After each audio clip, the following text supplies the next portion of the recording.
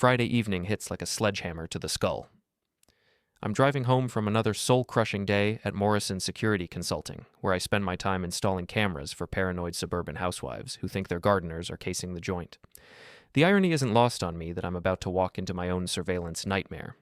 My name's Matt Sullivan, and if life were a movie, I'd be the guy who dies in the first act to motivate the real hero. 38 years old, ex-military, currently making ends meet by teaching rich people how to protect stuff they don't really need. My wife Jessica thinks I'm underachieving. She's probably right, but she married me anyway, so what does that say about her judgment? I pull into our driveway in my 2018 Mustang. Not exactly a beater, but Jessica acts like I'm driving a shopping cart with delusions of grandeur. The house is lit up like Christmas morning, which is weird because Jessica told me she was having a quiet girls' night. Through the window, I can see at least 8 women milling around our living room, wine glasses in hand, laughing like hyenas at a comedy show. Great, I mutter, grabbing my work bag. Looks like quiet turned into a circus. I walk through the front door and immediately feel like I've stepped into enemy territory. Jessica's friends are scattered across our furniture like they own the place. There's Amber, Jessica's best friend and ringleader of whatever fresh hell this is about to become. She's got that predatory smile that makes me think of sharks smelling blood in the water. "Matt," Jessica calls out, her voice dripping with fake enthusiasm. "Perfect timing. Come join us." I set down my bag and look around the room. These women are Jessica's marketing agency crowd, the type who think being brutally honest is a personality trait and mistake cruelty for cleverness. They're all staring at me with expressions ranging from amused to downright hostile. "What's the occasion?" I ask, though every instinct I have is screaming at me to grab a beer and lock myself in my office. "We're having a roast," Amber announces, clapping her hands together like she's announcing the second coming. "A roast the husband night, and you're our guest of honor." The room erupts in giggles. Jessica is practically glowing with excitement, which should have been my first warning sign. When my wife gets excited about something involving her friends, it usually means I'm about to become the punchline to a joke I don't understand. "I'm sorry, what?" I say, but I'm already reaching for my phone, some instinct telling me to document whatever's about to happen. "Oh, come on, don't be such a baby," Jessica says, still laughing. "It's all in good fun. Sit down and take it like a man." Famous last words. I sit down in my own living room like I'm facing a firing squad. Amber stands up, clearly designated as the master of ceremonies for this particular brand of domestic terrorism. "All right, ladies," she begins, "let's start with the obvious. Matt, honey, when was the last time you successfully fixed anything in this house?" The room titters with anticipation. Jessica jumps in immediately. "Oh my God. Remember the leaky faucet? He spent 3 hours on it and somehow made it worse." "That's so true," Amber shrieks. "Jessica told us you can't even change a light bulb without calling your dad." More laughter. I feel my jaw clench, but I force myself to stay calm. This is just beginning, and I have a feeling it's going to get much worse. "And what about that car?" pipes up Carla, Jessica's coworker. "I can't believe you still drive that old thing. It's so embarrassing." "He refuses to upgrade," Jessica adds, shaking her head like I'm a disappointing child. "I keep telling him we need something more appropriate for our lifestyle." "Our lifestyle, I think? You mean the lifestyle where I pay the mortgage while you spend money on wine and overpriced handbags?" But I don't say that. Instead, I smile and nod, letting them think they're getting to me while I discreetly start recording on my phone. "Oh, and remember when he forgot their anniversary?" Lindsay chimes in. "Yes!" Jessica practically shouts. "Can you believe it? What kind of husband forgets their anniversary?" "That was once," I protest. 3 years ago." "Once is too many," Amber declares, and the chorus of agreement makes me feel like I'm being tried by a jury of wine-drunk prosecutors. For the next hour, they systematically tear apart every aspect of my life. My job, my appearance, my hobbies, my family, my friends. Nothing is off limits. Each joke gets a bigger laugh than the last, and Jessica is encouraging them every step of the way, laughing louder than anyone else. "And let's talk about his salary," Amber says, lowering her voice like she's sharing state secrets. "Isn't it just pathetic?" "Oh my God, yes!" Jessica wipes tears from her eyes. "I basically support us. I don't know what I was thinking when I married him." This isn't true. We split expenses pretty evenly, but Jessica's version of reality has always been more flexible than most people's. "Jessica," Amber says, leaning forward conspiratorially. "Why are you even with him?" Jessica shrugs, grinning. "Good question." The room explodes in laughter. I sit there, humiliated in my own home, watching my wife of 7 years treat our marriage like a comedy routine for her friends' entertainment. When they finally finish their performance, Jessica is wiping tears from her eyes. "Oh my God, that was so good. We should do this more often." The room is still giggling, the women looking pleased with themselves like they have just performed some great public service. I stand up slowly, and the laughter gradually dies down as they wait to see how their victim will react. I pull out my phone and hold it up so everyone can see it. "Thank you for the evidence," I say, my voice calm and steady. "My lawyer loves this." The room goes completely silent. Jessica's smile falters. "What do you mean?" she asks, confusion creeping into her voice. "I've been recording this entire evening," I explain. Every word, every laugh, every humiliating comment. "You can't do that," Amber protests. "Actually, I can," I reply. "You're in my house. Single-party consent state. Everything you just said is perfectly legal evidence of emotional abuse and humiliation." Jessica's face drains of color. What are you talking about?" "I'm talking about filing for divorce," I say, looking directly at her, "and citing emotional abuse and public humiliation as grounds." "Honey, please," Jessica stammers. "It was just jokes." I turn to address the room. Since Jessica's friends give such great advice about our marriage, maybe they can help her find a new place to live. The silence is deafening. I can see the wheels turning in their heads as they realize they've just participated in something that could be used against Jessica in court. "We were just kidding around," Amber says weakly. "Were you kidding when you called my salary pathetic?" I ask. "Were you kidding when you questioned why my wife is even with me?" Amber doesn't answer. I look back at Jessica. "You laughed the loudest at every single joke. In our home, in front of your friends, you turned our marriage into entertainment." "I didn't mean—" "Yes, you did," I cut her off. "You meant every word. This wasn't spontaneous. You planned this. You invited these people into our home specifically to humiliate me." The friends start gathering their purses, suddenly very interested in leaving. Amber shoots Jessica a look that says, "Call me later," but I speak up before she can make her exit. "Don't bother," I tell Amber. "Jessica won't need your advice anymore. She's going to be too busy explaining to a judge why she thought public humiliation was appropriate marital behavior." The house feels different after everyone leaves, quieter, but not in a peaceful way, more like the silence after a bomb goes off, when you're still waiting to see how much damage was done. Jessica stands in our living room, still wearing the outfit she picked out for her little performance, looking lost.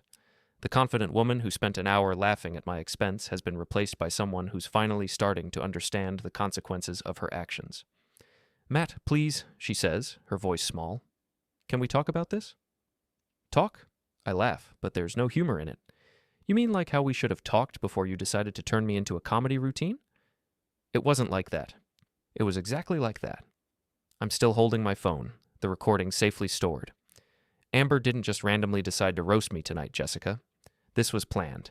You told them things about our marriage, about me, private things that you turned into ammunition for their entertainment." She tries to deny it, but I can see the truth in her eyes. This wasn't spontaneous cruelty. It was premeditated humiliation. "Where am I supposed to go?" she asks, and for a moment she sounds like the woman I married, vulnerable and uncertain. "Ask your friends," I say. "They seem to have plenty of opinions about our relationship. Maybe they have some suggestions about housing, too." I head toward my home office, but she follows me. "You can't be serious about divorce," she says. "Over one night? Over some jokes?" I stop and turn around. "Jessica, you spent an hour systematically destroying my character in front of 8 people. You laughed when they called me pathetic. You agreed when they questioned why you're even with me. You turned our marriage into a punchline?" "People say things they don't mean when they're drinking." "Do they?" I ask. "Because you seemed pretty sober when you told them I forgot our anniversary. You seemed very clear-headed when you said you basically support us financially, which we both know isn't true." She opens her mouth to argue, but I hold up my hand. "I'm sleeping in my office tonight," I tell her. "You can have the bedroom. Tomorrow we'll talk about how this is going to work. Matt, please. Good night, Jessica." I close the office door and lock it. My home office is small but comfortable. A desk, a chair, a couch that converts to a bed, and a mini fridge I installed when I started working from home more often. It's going to be my sanctuary until I figure out my next move. I sit at my desk and play back the recording. Hearing it again, without the shock of experiencing it in real time, makes it even worse. The calculated nature of it, the way Jessica encouraged each new attack, the genuine joy in her voice when her friends tore me apart. It's all there, captured in perfect digital clarity. My phone buzzes with a text from my neighbor, Mrs. Harker. She's in her 60s, retired, and has an uncanny ability to know everything that happens in our neighborhood.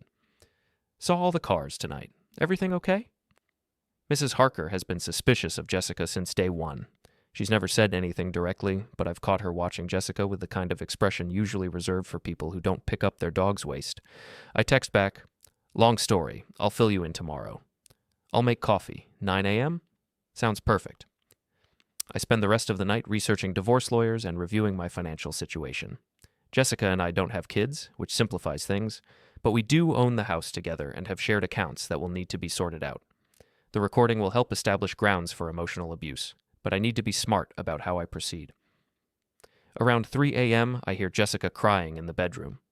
Part of me, a very small part, feels bad for her. But then I remember the sound of her laughter tonight, the way she encouraged her friends to tear me apart, and the sympathy evaporates. Saturday morning, I'm at Mrs. Harker's kitchen table by 9 a.m. sharp. She's made coffee and homemade blueberry muffins, and her kitchen smells like heaven. Mrs. Harker is one of those women who could have been a professional interrogator if she'd been born in a different era. She has a way of getting information that makes the CIA look like amateurs. "So," she says, settling into her chair with her coffee mug, "want to tell me why Jessica's car was gone by 6 a.m.? She left?" I hadn't heard her go. Packed a bag and everything. Looked like she was crying. Mrs. Harker studies my face. "You finally figured it out, didn't you?" "Figured what out?" "About Derek." The name hits me like a physical blow. Derek Morrison, no relation to my company, is a real estate agent who works in the same building as Jessica's marketing firm. He's one of those guys who thinks expensive cologne can substitute for a personality, and he drives a BMW that's probably financed at an interest rate that would make a loan shark blush. "What about Derek?" I ask, though I'm pretty sure I don't want to hear the answer. Mrs. Harker gives me a look that's equal parts sympathetic and exasperated. "Matt, honey, Jessica's car has been at his apartment complex 3 nights a week for the past 2 months.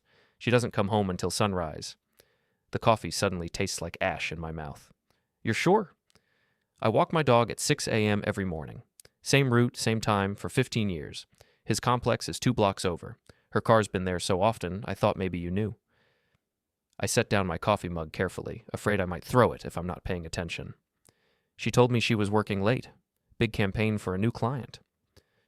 "Maybe she was working on something," Mrs. Harker says dryly. "Just not what she told you." I think about last night, about Jessica's performance for her friends, the jokes about our marriage, the laughter when they questioned why she was even with me. It all makes sense now. She wasn't just humiliating me for entertainment. She was building a case for leaving me, making herself look like the victim of a bad marriage instead of a cheating wife. "How long have you known?" I ask. "I suspected for a while, but I wasn't sure until last month. I didn't know how to tell you." She reaches across the table and pats my hand. "I'm sorry, Matt. You deserve better." I thank Mrs. Harker and head home, my mind racing. Jessica's car is in the driveway, so she came back at some point. I find her in the kitchen, making coffee with red-rimmed eyes and yesterday's makeup smudged under her lashes. "We need to talk," I say. She nods, not looking at me. I know. "How long have you been sleeping with Derek Morrison?" The coffee mug slips from her hands and shatters on the kitchen floor. She stares at the broken pieces like they hold the answers to all of life's mysteries. "How did you—" "Does it matter?" I ask. "Just tell me how long."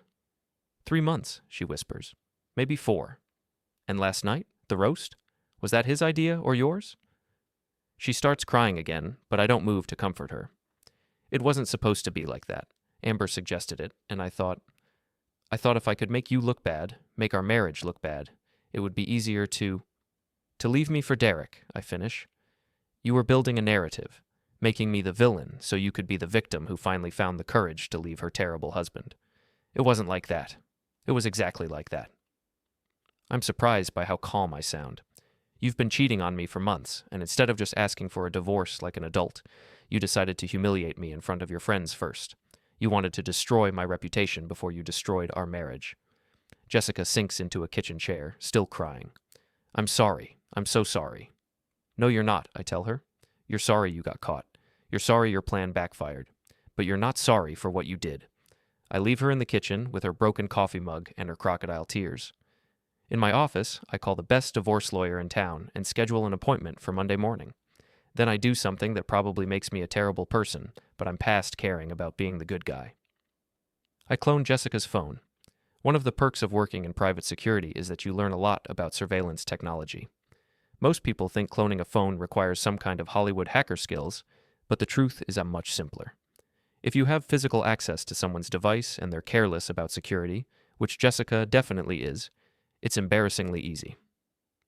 Sunday afternoon, while Jessica is at her sister's house thinking about our relationship, I'm in my office downloading 2 months' worth of text messages, emails, and photos from her phone. What I find makes last night's humiliation look like a gentle ribbing between friends. The messages between Jessica and Derek start innocent enough, work-related conversations that gradually become more personal. But by the second week, they're exchanging photos that would make a porn star blush and discussing their future together like I'm already dead and buried. Derek, it turns out, is even worse than I thought. His messages read like they were written by a teenage boy who learned about romance from late-night cable movies. Can't wait to taste you again, baby. You're so much hotter than my ex. Your husband doesn't deserve a goddess like you. Jessica's responses are equally nauseating, but what really gets to me are the conversations about me. She's been feeding Derek information about our marriage, our finances, our private moments, turning our entire relationship into gossip for her lover's entertainment. Matt still thinks I'm working late, LOL. He's so clueless, it's almost sad. Can't wait to be done with this charade. But the real gut punch comes in a conversation from 2 weeks ago, right around the time Amber would have been planning her little roast session. Jessica, Amber wants to do a roast the husband night. Derek, that sounds amazing. You should totally humiliate him. Jessica, I feel kind of bad about it. Derek, why? He's a loser. You said so yourself. This could be perfect for when you leave him. Show everyone what a pathetic husband he is. Jessica, you're right. It'll be easier if people see how bad our marriage really is. Derek, exactly. Make him look like the villain so you can be the victim. Then when you leave him for me, everyone will understand. I have to stop reading for a moment. The calculated nature of it, the premeditation, the way they turned my humiliation into foreplay. It's worse than I imagined. But I keep digging, and that's when I find the real treasure. Derek hasn't just been sleeping with my wife. He's been sleeping with at least 2 other women, including a married woman named Patricia Henley, whose husband happens to be a city councilman with a very public stance on family values. The messages between Derek and Patricia are just as explicit as the ones with Jessica, and they're more recent. In fact, Derek was texting Patricia dirty messages during the same time periods he was telling Jessica how much he loved her. I sit back in my chair, staring at my computer screen. Jessica doesn't know about Patricia. Derek has been playing both women, promising them both a future while keeping them in the dark about each other. This is better than I could have hoped for. Monday morning, I meet with Margaret Chen, the divorce attorney everyone in town fears and respects in equal measure. She's in her 50s, sharp as a razor, and has a reputation for destroying cheating spouses in court.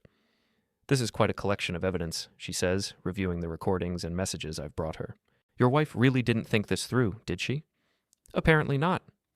The emotional abuse angle is solid, especially with the recording from Friday night, but the adultery evidence is the real goldmine. In this state, infidelity can significantly impact asset division and alimony. What about Derek? I ask.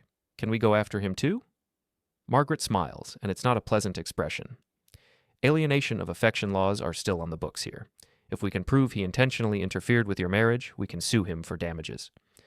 How much are we talking about? Depends on how vindictive you want to be, and how much money he has. I think about Derek's BMW and his expensive suits. Let's find out. When I get home, Jessica is waiting for me in the living room. She's cleaned herself up, done her hair and makeup, and she's wearing the dress I bought her for our last anniversary. She looks like she's preparing for a job interview, which, in a way, she probably is. Matt, she says, standing up as I walk in, I've been thinking about what you said. Have you? I want to work on our marriage. I know I made mistakes, but we can get through this. We can go to counseling, we can... Jessica, I interrupt. How's Derek? The color drains from her face. What?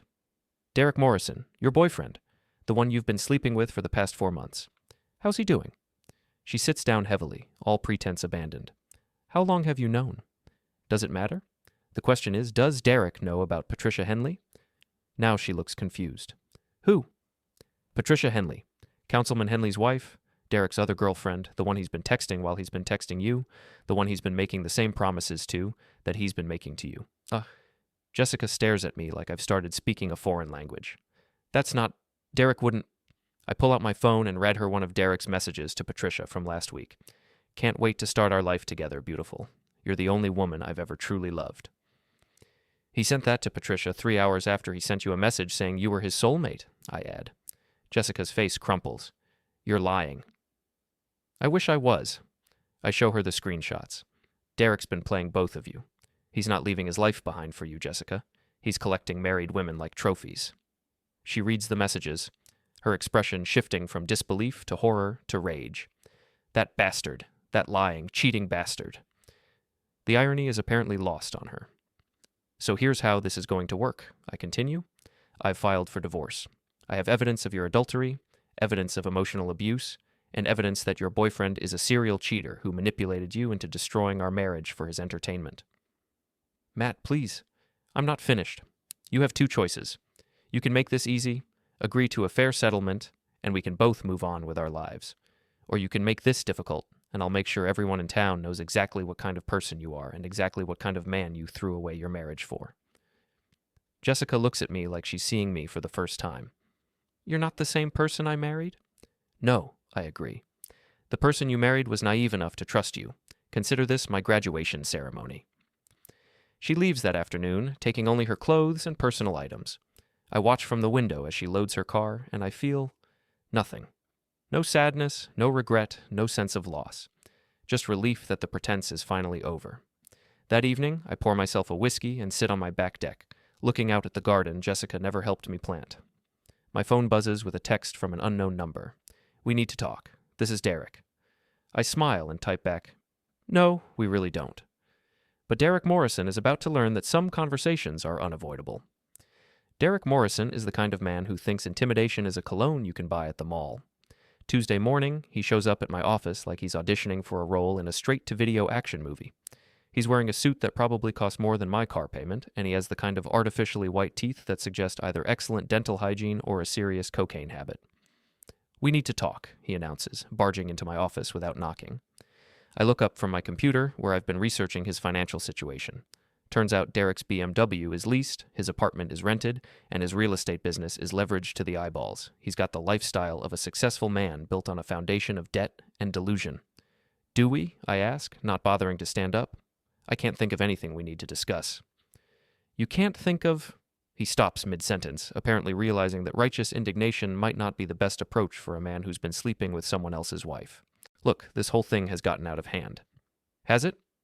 Derek starts pacing around my small office like a caged animal. Jessica told me what you said about Patricia. That's not what you think it is. What I think, I say, leaning back in my chair, is that you've been sleeping with my wife while also sleeping with at least one other married woman. What I think is that you convinced Jessica to humiliate me in public as part of some elaborate plan to make her leaving me look justified. What I think is that you're a manipulative piece of shit who gets off on destroying other people's marriages. Derek stops pacing and turns to face me. You don't understand the situation. Enlighten me. Jessica and I, we have something real, something you could never give her. I laugh, which seems to surprise him. Derek, I've read your text messages to her, and your text messages to Patricia, and your text messages to at least 2 other women. You have the emotional depth of a puddle. You had no right to. I had every right. She's my wife, was my wife, and you interfered with my marriage. Derek's face is starting to turn red. Your marriage was already over. Jessica told me how miserable she was, how you never appreciated her, how I never appreciated her? I stand up now, and Derek takes an involuntary step backward. I'm not a big man, but I spent 8 years in the Army, and there's something about military posture that makes civilian tough guys nervous. I worked 60-hour weeks to pay for the house she wanted. I took her on vacations I couldn't afford. I supported her career even when it meant sacrificing my own opportunities. And in return, she cheated on me and humiliated me in front of her friends. She was unhappy. She was bored. There's a difference. And you took advantage of that boredom to get laid. Derek tries to puff out his chest, but his heart isn't really in it. You can't prove anything. Actually, I can prove everything. I have photos, text messages, hotel receipts, and a recording of my wife laughing while her friends tore me apart at your suggestion. I also have evidence of your relationship with Patricia Henley, which I'm pretty sure her husband would find very interesting. The color drains from Derek's face. You wouldn't. Try me. We stare at each other for a long moment. Derek is trying to look intimidating, but mostly he looks like a man who's just realized he's been playing poker with someone who's been counting cards. "What do you want?" he asks finally. "I want you to stay away from my wife." "She's not your wife anymore." "Fine. I want you to stay away from Jessica. I want you to leave town. I want you to disappear from both of our lives." "I can't just leave town. I have a business here, a life. A business that's failing and a life built on lies. Derek, I've done my homework on you. You're 3 months behind on your office rent, your car is about to be repossessed, and your real estate license is under review for some very questionable practices. You're not exactly in a position to make demands." Derek's tough guy facade is crumbling fast. "How do you know all that?" "I'm in the security business. I know how to find information." "You can't just destroy my life because your wife doesn't love you anymore." "Watch me." Derek tries one more approach. "Look, maybe we can work something out. Maybe there's a way we can both get what we want. What I want," I tell him, "is for you to experience the same humiliation you helped inflict on me. What I want is for everyone in this town to know exactly what kind of man you are." "That's not fair." "Fair?" I laugh again. "You think any of this has been fair? You seduced my wife, convinced her to publicly humiliate me, and then played her for a fool while you were cheating on her too. Fair went out the window the moment you decided my marriage was your playground." Derek is sweating now, despite the air conditioning. "What if I apologize? What if I make things right?" "How exactly would you make things right, Derek? Can you unsleep with my wife? Can you unrecord that humiliation session? Can you give me back the 7 years I wasted on a woman who was capable of what she did to me?" He doesn't have an answer for that. "Here's what's going to happen," I continue. "You're going to break up with Jessica. You're going to tell her it was all a mistake, that you never loved her, that she meant nothing to you. You're going to crush her the same way she crushed me." "I can't do that." "Yes, you can. Because if you don't, I'm going to send those text messages to Patricia's husband, to your real estate broker, to your landlord, and to every social media contact you have. I'm going to make sure everyone in this town knows that Derek Morrison is a lying, cheating, manipulative piece of shit who destroys marriages for sport." Derek stares at me for a long moment. "You're not the same guy Jessica described." "No, I agree. I'm not. That guy was trusting and naive and believed that people were fundamentally decent. That guy died Friday night. You're talking to someone else now." Derek leaves without another word. Through my office window, I watch him sit in his BMW for 10 minutes, probably trying to figure out how his life went from complicated to completely screwed up in the span of a single conversation. My phone rings. It's Jessica. "Matt, I just talked to Derek. He said you threatened him." "Did he tell you what I threatened him with?" "He said you have some kind of evidence about other women, but that's not true. Derek loves me. He wouldn't—" "Jessica, Derek has been cheating on you the entire time you've been together. I have proof." "You're lying." "I'm really not, but you'll figure that out soon enough." "Why are you doing this? Why can't you just let us be happy?" "Because happiness built on the destruction of someone else's life isn't real happiness, Jessica. It's just selfishness with better marketing." I hang up the phone and get back to work. I have a feeling Derek is going to make this more difficult than it needs to be, but that's fine with me. I've got time, I've got evidence, and I've got nothing left to lose. Sometimes that's all you need. Wednesday morning brings the kind of autumn weather that makes New England postcards look understated. The leaves are turning, there's a crisp bite in the air, and I'm sitting on my back deck drinking coffee and watching Derek Morrison's life implode in real time through social media. It started around midnight. Someone, and I have no idea who, posted screenshots of Derek's text messages with Patricia Henley on a local Facebook gossip group. By morning, the post had been shared over 200 times, and the comments section looked like a digital lynch mob. My phone rings. It's Mrs. Harker. "Did you see the Facebook post about that real estate agent?" she asks without preamble. "I may have seen something about it."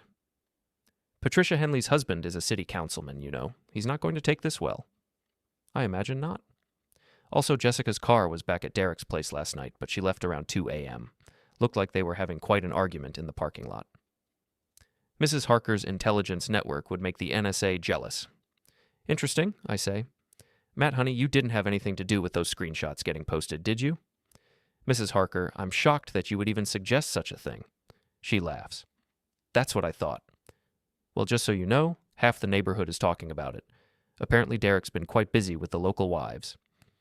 After I hang up, I check my email and find a message from Margaret Chen, my divorce attorney. Jessica has agreed to an uncontested divorce with the settlement terms we proposed. No alimony, a clean split of assets, and she keeps her car and personal belongings. It's more generous than she deserves, but I want this over with quickly. Around noon, Derek calls. "You bastard," he says without preamble. "You posted those messages. I have no idea what you're talking about. Don't play dumb with me. Those screenshots could have come from anyone, Derek. Patricia might have posted them herself. Or maybe her husband found them and decided to share. Or maybe one of your other girlfriends got tired of being played. You've made a lot of enemies. This is going to destroy me." "That's the idea. I'll sue you for harassment. With what money? And what evidence? I haven't done anything illegal, Derek. I can't help it if your private messages became public. Maybe you should have thought about that before you started collecting married women like Pokemon cards." Derek hangs up. 10 minutes later, Jessica calls. "Is it true?" she asks. Her voice sounds hollow. "Is what true?" "About Derek. About the other women. About Patricia Henley." "What do you think?" "I think you're a vindictive bastard who can't stand to see me happy." "Jessica, Derek broke up with you last night, didn't he?" Silence. "He told you it was all a mistake, that he never loved you, that you meant nothing to him. Probably said something about how he was just using you for intimacy." "How did you?" "Because I told him to say that. Because I wanted you to feel what I felt Friday night when you and your friends spent an hour explaining to me why I was worthless." More silence. "The difference is," I continue, "Derek was actually using you. I actually loved you. Right up until the moment you decided to destroy me for entertainment." "Matt, it's over, Jessica. All of it. Derek's done with you. I'm done with you. And from what I hear, most of your friends are done with you too. Amber's been telling people that Friday night was your idea, that she tried to talk you out of it. That's not true. Doesn't matter if it's true. It's what people believe. And right now, people believe that you're the kind of woman who humiliates her husband in public and then cheats on him with a man who was cheating on you. Your reputation is shot, Jessica, just like you wanted mine to be." I hang up before she can respond. Thursday afternoon, I'm at the Rusty Lantern, the dive bar where I've been drinking since I moved to town. It's the kind of place where the beer is cold, the bartender minds his own business, and nobody cares if you want to drink alone. The bartender is Nate Rodriguez, an old Army buddy who got out a year before I did, and somehow ended up in New England running a bar that looks like it was decorated by someone with a grudge against interior design. Nate's the kind of friend who'll help you move a body without asking questions, which is why I trust him with the whole story. "So let me get this straight," Nate says, polishing a glass that's probably seen better decades. "Your wife organized a public humiliation session, you recorded it, found out she was cheating, exposed her boyfriend as a serial cheater, and now they're both miserable and alone?" That's the short version. "And you feel bad about this? Why?" "I don't feel bad about it. I pause, trying to find the right word. Empty, I guess. Like I won something, but I'm not sure what." "You won your self-respect back," Nate says. "That's not nothing." The bar door opens and Derek Morrison walks in. He looks like he's been sleeping in his car and using his rearview mirror to shave. His expensive suit is wrinkled. His hair is a mess, and he has the kind of desperate look that makes bartenders nervous. "Well, well," Nate says quietly. "Looks like your boy Derek needs a drink." Derek spots me immediately and starts walking over. The few other customers in the bar sense trouble and suddenly find their beers very interesting. "This is all your fault," Derek says, pointing at me with a finger that's shaking from either rage or alcohol withdrawal. "My business is ruined. Patricia's husband is threatening to sue me. Jessica won't return my calls. My landlord is evicting me. Everything's screwed up, and it's all because of you." "No," I say calmly. "It's all because you decided to sleep with my wife." Derek takes a swing at me. I see it coming from a mile away. Derek's never been in a real fight in his life, and his form is terrible. I duck easily, and his momentum carries him into the bar stool next to me. He goes down hard, taking the stool with him. Nate vaults over the bar with surprising grace for a man his size. "All right, that's enough.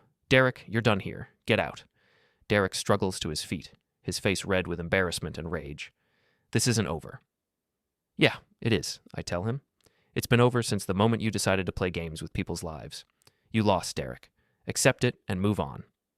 "I'll destroy you," he says. But there's no conviction in it. He sounds like a child threatening to tell his mom. "With what?"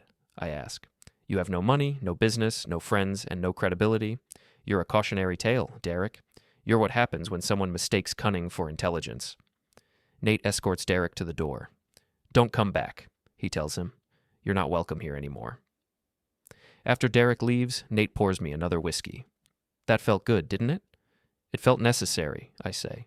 But yeah, it felt good too. Friday morning, I get a call from Margaret Chen. It's official, she says. Your divorce is final. Jessica signed all the papers yesterday. How did she seem? Like a woman who's just realized that actions have consequences, she asked me to tell you that she's sorry. Did she say what she was sorry for? She said she was sorry for everything. That's not specific enough, I tell Margaret, but it doesn't matter anymore. That afternoon, I'm working in my garden when Mrs. Harker comes over with a plate of cookies and the latest neighborhood gossip. Derek Morrison moved out of his apartment this morning, she reports. Looked like everything he owned fit in the back of his car. Where's he going? Nobody knows. Probably back to whatever rock he crawled out from under. And Jessica? Staying with her sister in Hartford. Word is she's looking for a job down there. Apparently her boss wasn't too happy about all the drama. I nod and keep working. The garden needs to be prepared for winter, and there's something satisfying about honest physical labor after weeks of emotional warfare. Matt, Mrs. Harker says, can I ask you something? Sure. Do you feel like you got your revenge? I think about it for a moment. I feel like I got justice. Whether that's the same thing as revenge, I don't know. What's the difference? Justice is about making things right. Revenge is about making things hurt. I wanted both, but I'll settle for justice. Mrs. Harker nods approvingly. You're a good man, Matt Sullivan. Better than either of them deserved. That evening, I'm sitting on my back deck with a beer, watching the sunset and thinking about the future. My phone buzzes with a text from an unknown number. I hope you're happy now. You destroyed everything. It's from Jessica. I type back, I didn't destroy anything. I just stopped pretending it wasn't already broken. She doesn't respond. I finish my beer and go inside. Now tomorrow is Saturday, and for the first time in months, I have no plans except to enjoy my own company. It's going to be a good day. 3 weeks later, I'm starting to feel like myself again. The house is quieter without Jessica, but it's a peaceful quiet, not the tense silence that used to fill the rooms when we were both pretending our marriage wasn't dying a slow death. I've redecorated the bedroom, turning it into something that actually reflects my taste instead of Jessica's magazine-inspired vision of what a successful couple's bedroom should look like. I've also started cooking again. Real cooking. Not the takeout rotation that had become our default when Jessica decided that domestic activities were beneath her new career-focused persona. Mrs. Harker has become my unofficial social director, keeping me updated on all the neighborhood drama and occasionally bringing over casseroles that are better than anything I could make myself. Today she arrives with lasagna and news. Derek Morrison's back, she announces, setting the dish on my kitchen counter. What do you mean, back? Drove through town this morning, stopped at his old apartment building, talked to the landlord for about 10 minutes, then left. But he's been asking around about you. This is not good news. Derek struck me as the type who might hold a grudge, but I'd hoped he was smart enough to cut his losses and move on. What kind of asking around? The kind where he wants to know your schedule, where you work, where you go for lunch. Mrs. Patterson from Oak Street saw him at the coffee shop on Main, showing your picture to the barista and asking questions. I sigh. I was hoping he'd learned his lesson. Some people don't learn lessons, honey. They just get angrier. That afternoon, I call Nate at the bar. Derek's been sniffing around town, I tell him, asking questions about me. You want me to have a conversation with him? Not yet, but if he shows up at the bar again, call me. You got it. But Matt, if this guy's looking for trouble, maybe you should consider taking precautions. What kind of precautions? The kind where you don't walk to your car alone after dark. Nate's probably right, but I'm not going to let Derek Morrison turn me into a prisoner in my own town. Still, I start paying more attention to my surroundings, checking my mirrors more often, varying my routines slightly. Friday evening, I'm leaving my office when I see Derek's BMW parked across the street. He's sitting behind the wheel, watching my building. When he sees me notice him, he gets out of the car and starts walking toward me. We need to talk, he says. No, we really don't. You ruined my life. You ruined your own life, Derek. I just documented it. He's closer now, and I can see that the past few weeks haven't been kind to him. His expensive suit has been replaced by jeans and a wrinkled button-down shirt. His car, which used to be spotless, now has a dent in the front bumper and what looks like fast food wrappers scattered across the dashboard. I lost everything because of you, he continues. My business, my apartment, my reputation, even Patricia won't return my calls. Patricia's husband probably has something to do with that. This is all your fault. Derek, you slept with my wife. You convinced her to humiliate me in public. You played her against me and then played other women against her. You did all of this to yourself. I could have made Jessica happy. We could have had something real. You were cheating on her before you even convinced her to leave me. What part of that sounds real to you? Derek's face is getting red again, the same way it did at the bar. You don't understand what we had. I understand exactly what you had. You had a married woman who was bored with her life and looking for excitement. You had an easy target who was willing to blow up her marriage for a few months of feeling special. You didn't have love, Derek. You had convenience. That's not true. It's completely true, and deep down, you know it. That's why you're here, trying to blame me for the consequences of your own actions instead of taking responsibility for the damage you caused. Derek takes a step closer, and I can smell alcohol on his breath. You think you're so smart, don't you? You think you won. I think I survived. That's different. You destroyed 2 people's lives for revenge. I exposed the truth about 2 people who were destroying my life for fun. There's a difference. Derek's hands are clenched into fists now, and I'm starting to think this conversation is going to end the same way our last one did, with Derek taking a swing he's not skilled enough to land. You know what Jessica told me about you? He says, his voice getting louder. She told me you were boring. She told me you were mediocre. She told me that sleeping with you was like having intimacy with a corpse. And yet she stayed married to me for 7 years, while she was only willing to sneak around with you for 4 months. What does that tell you about your performance? Derek snaps. He lunges at me, but this time I'm ready for him. I sidestep and grab his arm, using his momentum to spin him around and slam him face first against the brick wall of my office building.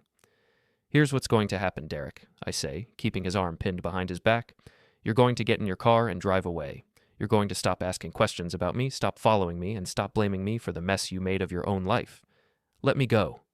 If I see you in this town again, if I hear that you've been asking about me again, if you so much as drive down my street, I'm going to call the police and file a harassment complaint. And then I'm going to post every text message you ever sent to Jessica and Patricia on every social media platform I can find, along with your contact information and a detailed explanation of how you operate. I let him go and step back. Derek turns around, his face scraped from the brick wall and his shirt torn. You can't keep threatening me, he says, but there's no fight left in his voice. I'm not threatening you, Derek. I'm explaining reality to you. You lost. Accept it and move on, or keep fighting and lose even more. Derek straightens his shirt and walks back to his car without another word. I watch him drive away, and something tells me this is the last time I'll see him. I'm wrong. Saturday afternoon, I'm at the grocery store when my phone rings. It's Nate. Derek's at the bar, he says, and he's drunk, really drunk. Is he causing trouble? Not yet, but he's talking about you, loud enough for everyone to hear. You might want to get down here. I'll be right there. I abandon my shopping cart and drive to the Rusty Lantern. Derek's BMW is parked outside, crooked across 2 spaces like he was too drunk to care about basic courtesy. Inside, Derek is holding court at the bar, telling anyone who'll listen about how I destroyed his life. Most of the regulars are ignoring him, but a few seem to be enjoying the entertainment. There he is, Derek shouts when he sees me. The man who thinks he's better than everyone else. The bar goes quiet. Nate gives me a look that says he's ready to throw Derek out if I give him the word. Derek, I say calmly, you need to leave. I need to leave? This is a public place. I have every right to be here. You have the right to drink here, I agree. You don't have the right to harass other customers. Harass? I'm just telling people the truth about you. What truth is that? Derek stands up unsteadily. That you're a vindictive piece of shit who destroys people's lives when they don't give you what you want. The irony is apparently still lost on him. Derek, I say, you're embarrassing yourself. I'm embarrassing myself? You're the one who couldn't keep his wife happy. You're the one who drove her into another man's arms? You're the one who's been drinking alone in a dive bar, telling strangers about your failed relationships. Which one of us is embarrassing himself? Derek tries to take a swing at me again, but he's too drunk to be a threat. I catch his wrist easily and hold it. That's enough, Nate says, coming around the bar. Derek, you're cut off. Time to go. I'm not going anywhere. Yes, you are, Nate says.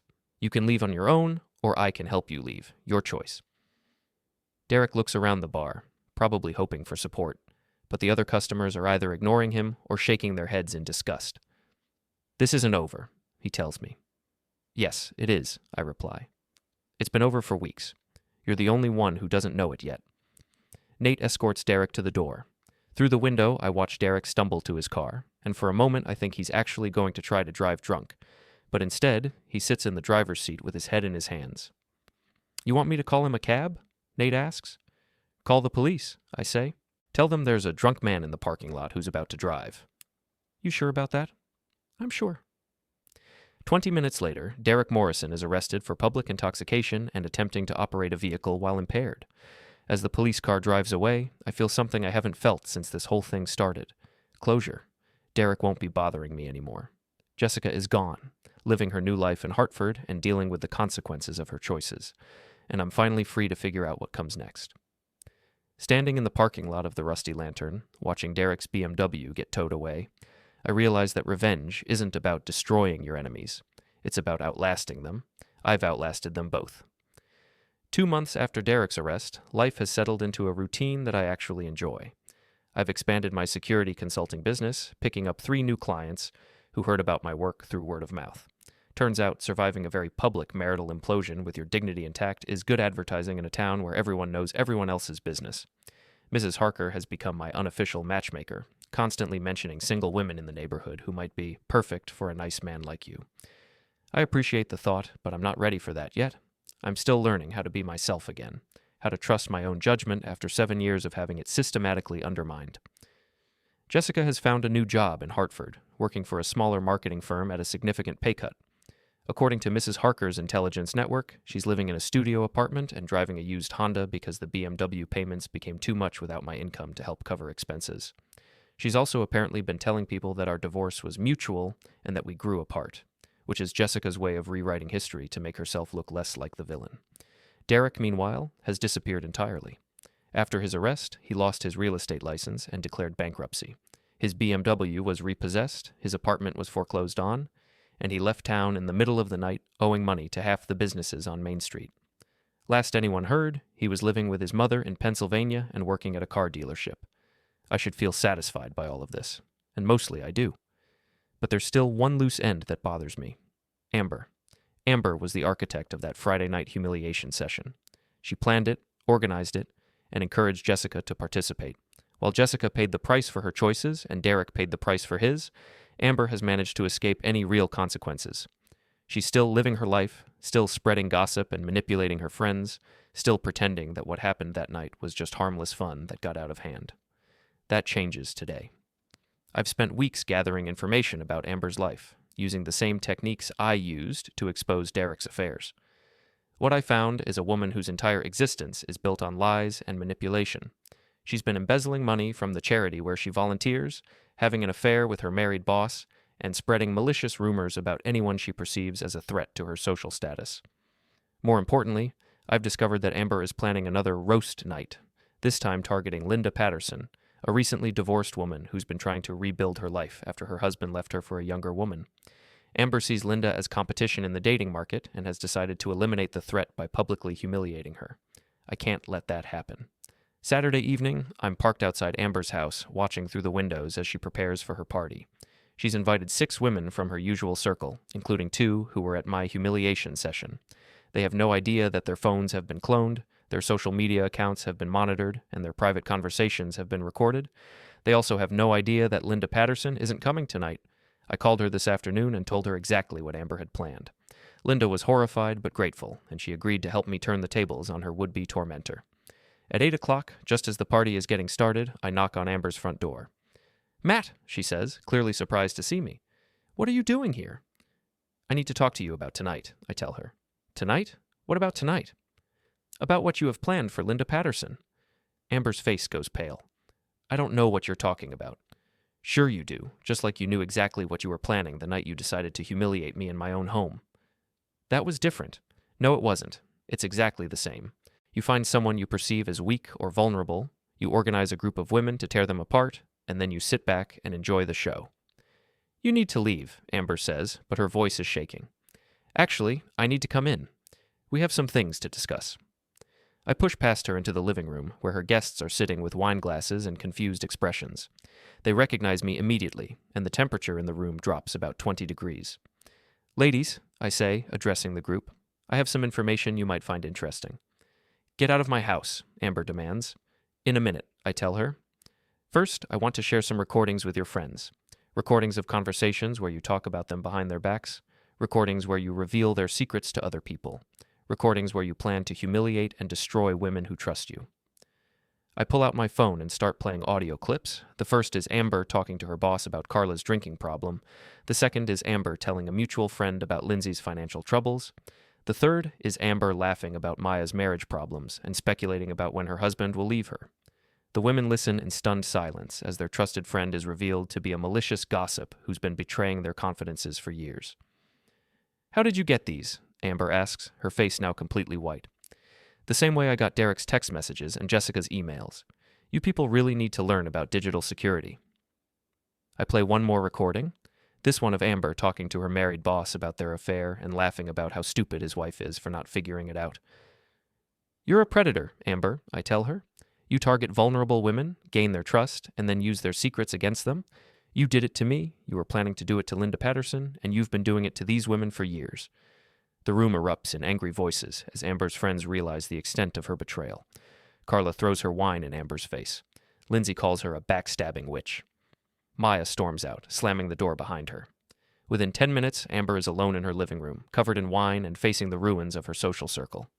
You destroyed my life, she says, echoing Derek's words from weeks earlier.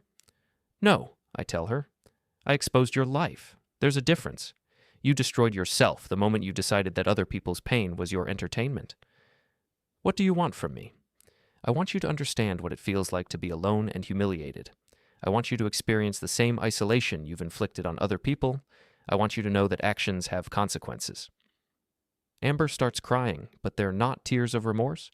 They're tears of self-pity, the same kind Jessica cried when she realized her affair had been exposed.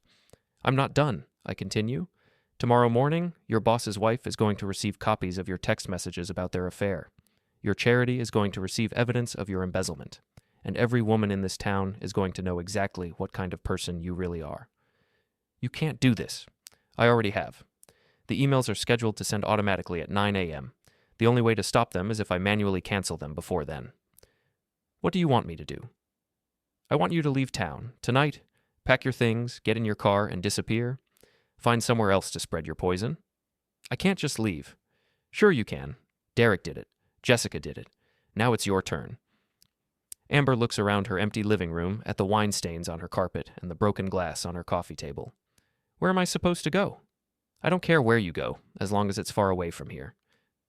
She stares at me for a long moment, probably trying to figure out if I'm bluffing, but something in my expression must convince her that I'm serious, because she nods slowly. If I leave, you'll cancel the emails? If you leave tonight and never come back, I'll cancel the emails. How do I know you won't send them anyway? Because unlike you, I keep my word. Amber goes upstairs to pack. I wait in her living room, listening to her moving around above me, throwing clothes into suitcases and making phone calls to cancel weekend plans she'll never keep. An hour later, she comes downstairs with 2 suitcases and a look of defeat that I recognize from my own mirror on the night of my humiliation.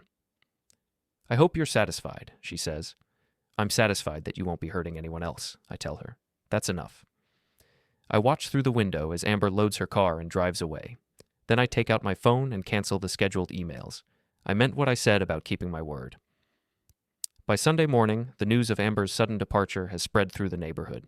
Mrs. Harker brings me coffee and updates. Amber's gone, she reports. Left last night without telling anyone where she was going. Her friends are all talking about some kind of recording you played at her house. People should be more careful about what they say when they think no one is listening. Indeed, they should. Mrs. Harker studies my face. You know, Matt, when this whole thing started, I was worried about you. I thought you might do something you'd regret. Did I? No, honey. You did exactly what needed to be done. Sometimes the only way to stop a bully is to show them what it feels like to be on the receiving end. That afternoon, Linda Patterson calls to thank me for warning her about Amber's plan. I can't believe she was going to do that to me, Linda says. After everything I've been through with my divorce, the last thing I needed was to be humiliated in front of a group of women I barely know. Some people see vulnerability as an opportunity, I tell her. The trick is learning to recognize them before they can hurt you. Well, I owe you one. If you ever need anything, just pay it forward, I say. Help someone else when you get the chance. Monday morning, I'm in my office when Margaret Chen calls with news about my divorce settlement. Jessica has requested a modification, claiming financial hardship and asking for spousal support. What are the chances of her getting it? I ask. 0, Margaret says. She signed a settlement agreement and she has no grounds for modification. This is just desperation. Or manipulation. Probably both. Should I respond, or do you want to ignore it? Respond. Tell her that the settlement is final and that any further attempts to modify it will result in me filing harassment charges.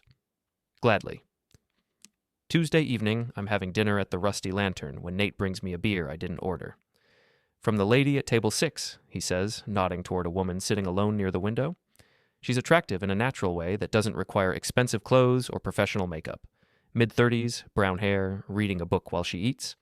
When she sees me looking, she raises her wine glass in a small salute. Do you know her? I ask Nate. Sarah Mitchell. She's a teacher at the elementary school.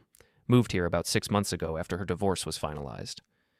How do you know about her divorce? Same way I know about everything else in this town. People talk, and bartenders listen. I look over at Sarah again. She's gone back to her book, but there's a small smile on her face that suggests she's aware of my attention. Think I should go talk to her? I think you should do whatever feels right, Nate says. But Matt, you've spent the last few months cleaning up the mess other people made of your life. Maybe it's time to start building something new. I finish my beer, walk over to table 6, and introduce myself to Sarah Mitchell. We talk for 2 hours about books, teaching, small-town life, and the challenges of starting over. She's intelligent, funny, and refreshingly honest about her own failed marriage. When the bar closes, I walk her to her car. Would you like to have dinner sometime? I ask. Somewhere with better lighting and fewer drunk people? I'd like that, she says. But I should warn you, I'm still figuring out who I am without someone else defining me. That makes 2 of us. Good, she says, smiling. We can figure it out together. As I watch Sarah drive away, I realize that this is what winning actually looks like. Not the destruction of your enemies, not the satisfaction of revenge, but the freedom to build something better from the ruins of what came before. Jessica chose Derek over our marriage and lost both. Derek chose manipulation over honesty and lost everything. Amber chose cruelty over kindness and lost her entire social circle. I chose truth over comfort, justice over peace, and self-respect over false harmony, and I won.